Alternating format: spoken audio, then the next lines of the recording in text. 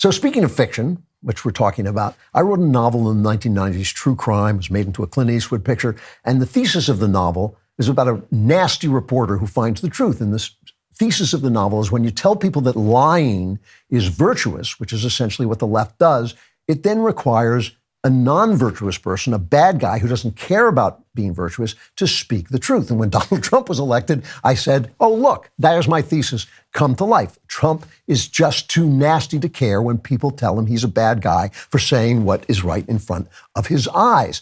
And, you know, that is the reason why he's so entrancing to people. I mean, it is a big reason he's so entrancing to people, is that he's not being bullied. You know, his nastiness is part of his strength. The Mitch McConnells, see, this is the thing. He's already won the narrative. People don't understand this. He's won the narrative by telling what is a recognizable version of the truth. He's the future of the Republican Party. The people who think before they talk, the Ron DeSantis's, until he learns not to look around before he raises his hand, are the past. The Mitch McConnells, who can't figure out whether or not the border should be closed or not, they are ultimately the past, and Trump is the future. And that's why I think that Nikki Haley lost. Trump won in New Hampshire. He beat Nikki Haley by about 11 points. This is the New Hampshire primary, obviously beat her by 11 points, 54 to 43. And here was Nikki Haley's speech, a little bit for. This race is far from over. There are dozens of states left to go.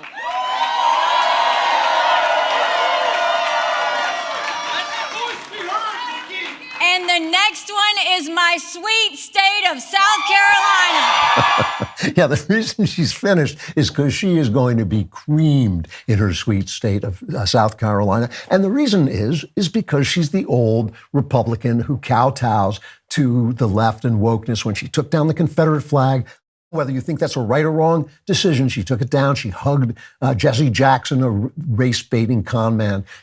You know, she is not the person who is going to do the thing that everybody is looking for, not just on the right. I think actually throughout the country and throughout a large swath of the left as well, people just looking for someone to tell the truth. Now, the truth is harsh.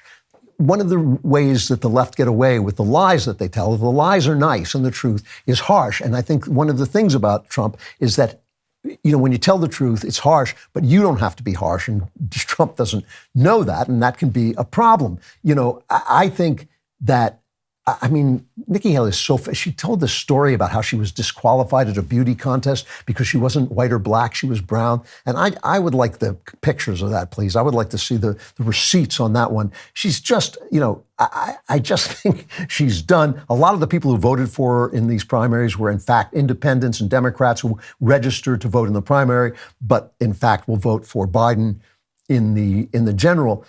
But the thing about Trump is that, and again, now, because I think Trump is going to be the nominee, and because I would vote for Trump twice before I voted for a Democrat, I would, you know, as they say, crawl over broken glass to vote for him before I voted for a Democrat. To me, everything now is strategy. You know, I have problems with Trump. I have personal problems with him. But like I said, I'm going to vote for him because I'll vote for him. He's going to be the nominee. And I would vote for him way before I voted for any Democrat. But things are strategy. And I think when you tell harsh truth, sometimes it helps to tell it not so harshly, and he just doesn't understand that. And Haley is driving him crazy because she's still getting a lot of donors who want to bring him down, and he just goes after her in this kind of ugly way as part of his speech.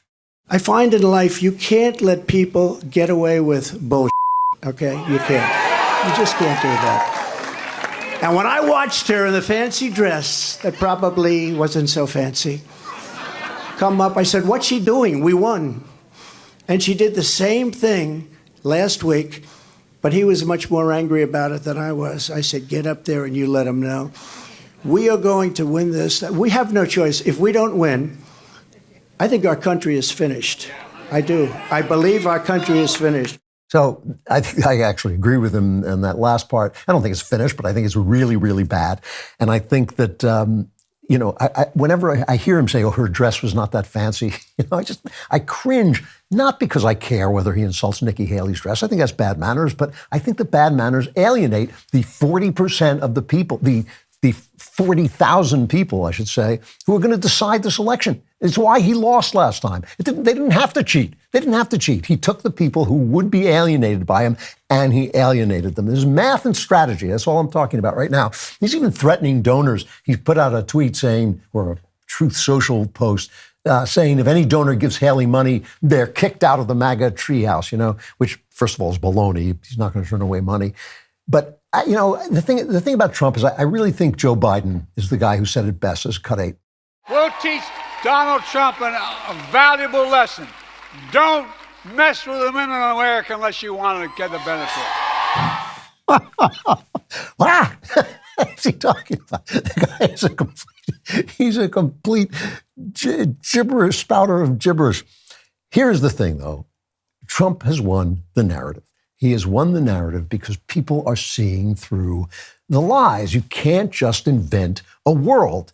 And the anti-Trump narrative is collapsing, and there's nothing the Democrats can do to stop it. All the media hysteria is just listen to just a small bit of it. Cut 6. He can shoot the First Lady. We're going to see violence, the likes of which we didn't even see on January 6th.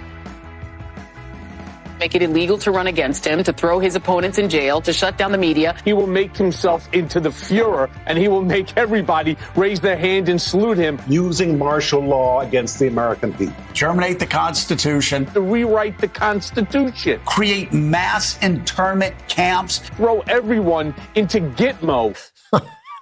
You can only listen to this stuff so long. There was an article in New York Magazine, Jonathan Chait, who was an absolute hysterical left-wing, mindlessly hysterical left-winger.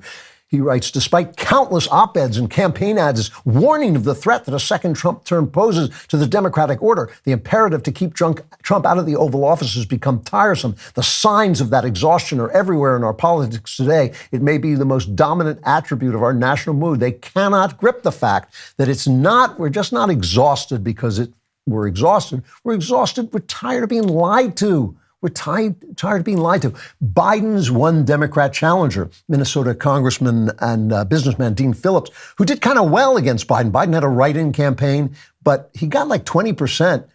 Dean Phillips got like 20%. He's just getting started. Who knows?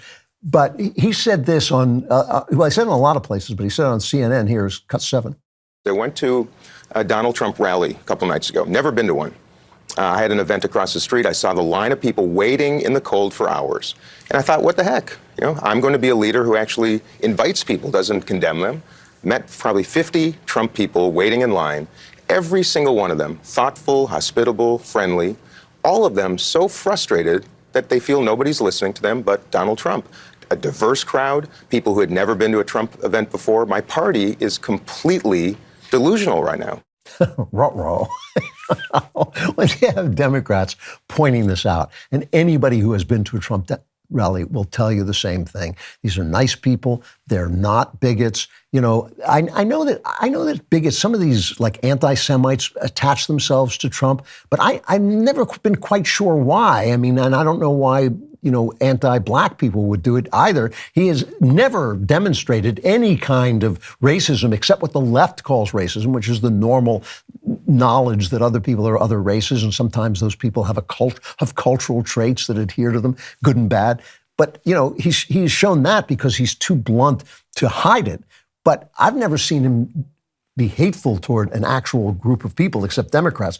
So the thing is, this is happening all over at Davos. I talked about Jamie Dimon from J.P. Morgan talking about how Trump was right about a lot of things, but he wasn't the only one. There are a bunch of people who stood up at Davos where they're making plans to tell us, how we should live, and say, Trump.